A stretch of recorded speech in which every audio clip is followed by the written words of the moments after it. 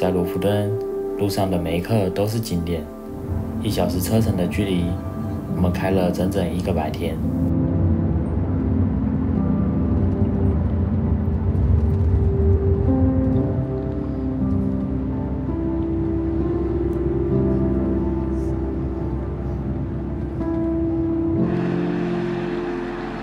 我们在一个不知名的海边停车拍照，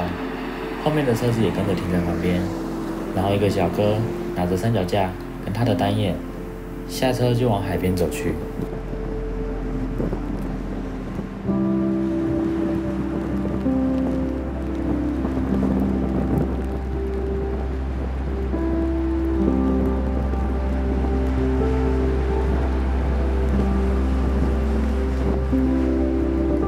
我跟着他的角度看过去，拍到这样的画面。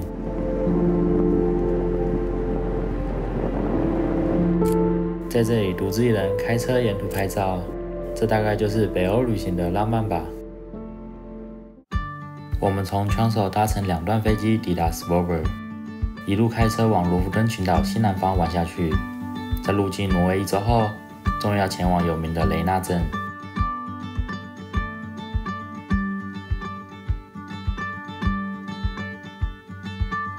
在路上，我发现了一个被草覆盖的小房子。房子的开口就是通往峡湾的坡道，我猜这大概是渔民放置捕鱼用具的小屋吧。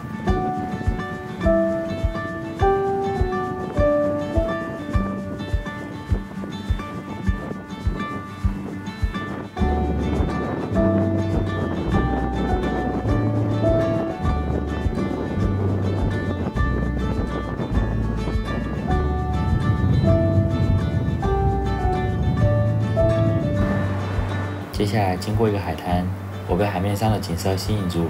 竟然有人在这么冷的天气下冲浪。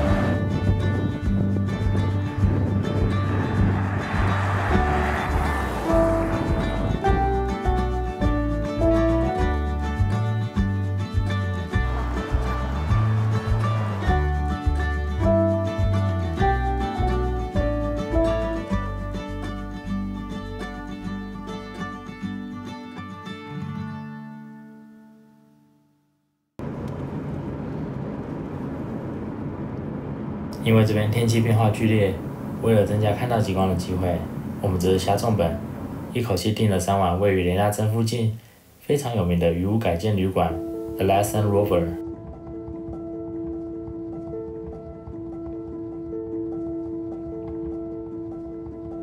这间小木屋不仅有一间卧室，还有个开放式的厨房，客厅更设置了大面积的落地窗，坐在沙发上就能轻松欣赏峡湾的美景。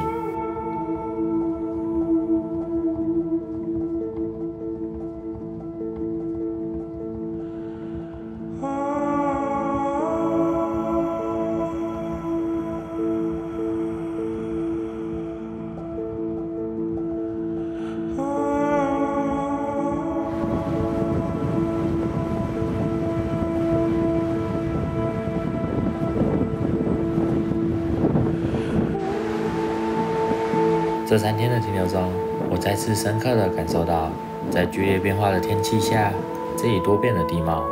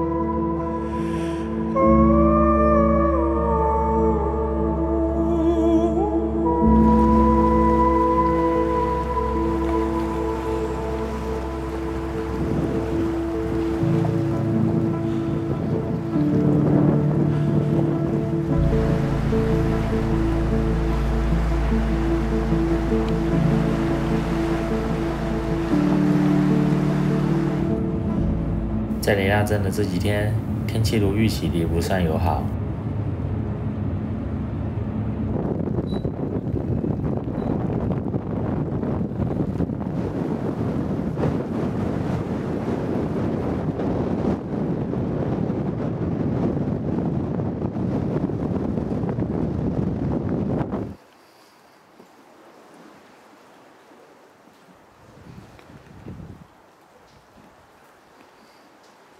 幸运的是，最后一天清晨，雨终于停了。我终于有机会挑战这座以雷纳小镇命名、让我向往已久的山。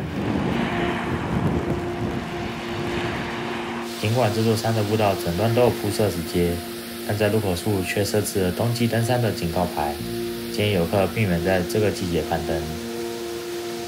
这样的警告其实相当合理，虽然步道维护得很完善，但在攀登的途中，我看到不少人没有携带足够的装备。甚至有人穿着平底鞋，走在湿滑的石阶上，显得摇摇晃晃，十分的危险。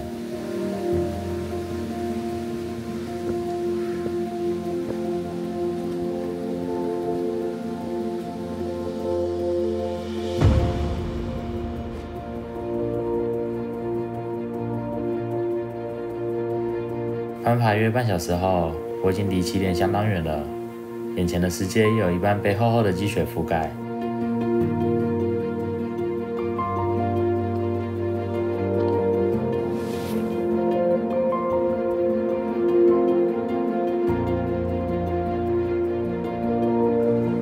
接近山顶时开始飘雨，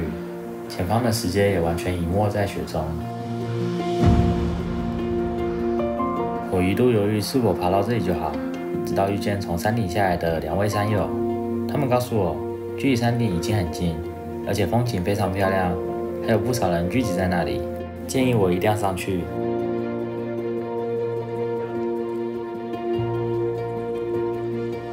幸好我最后选择继续攀登，否则就要错过山顶这样迷人的美景了。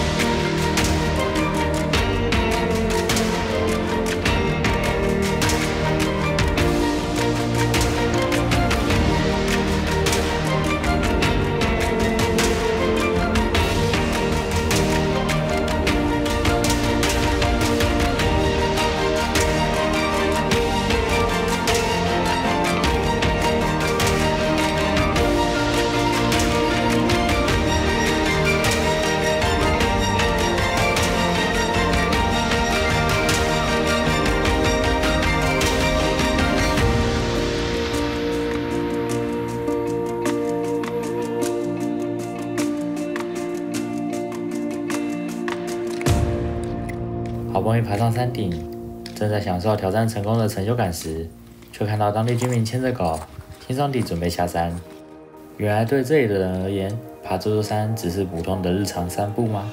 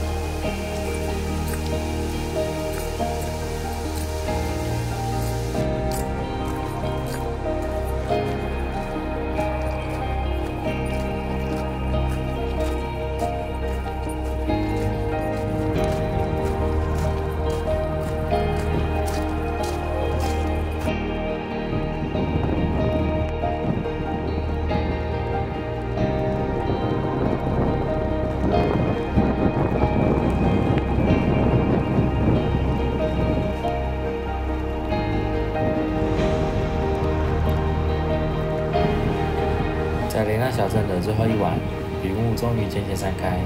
仿佛为我们留下了最后的惊喜。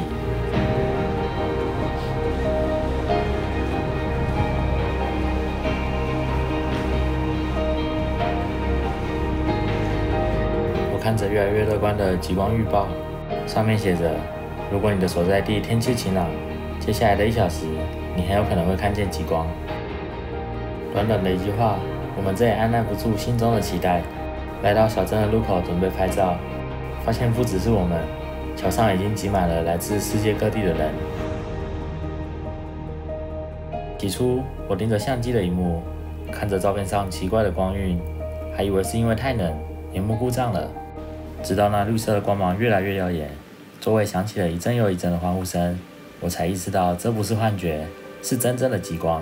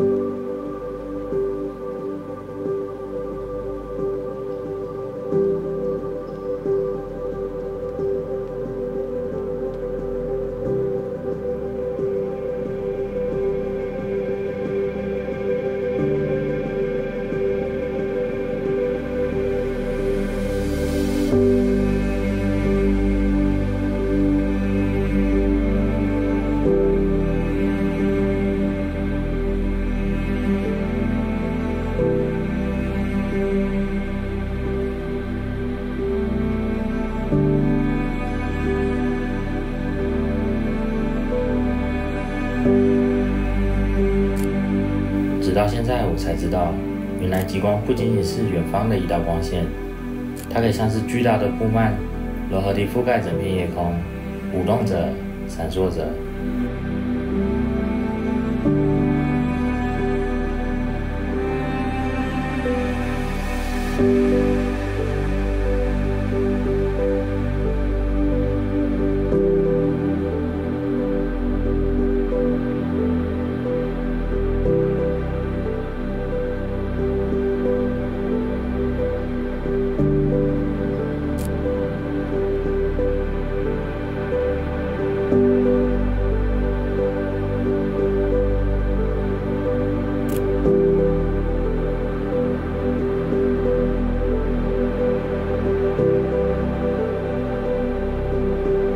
我们和来自世界各国的人相遇，在极光跳动的星空下，分享彼此的感动。此时此刻，我终于明白，眼前的景色之所以如此动人，不是因为它的壮丽，而是因为一起分享的那些人。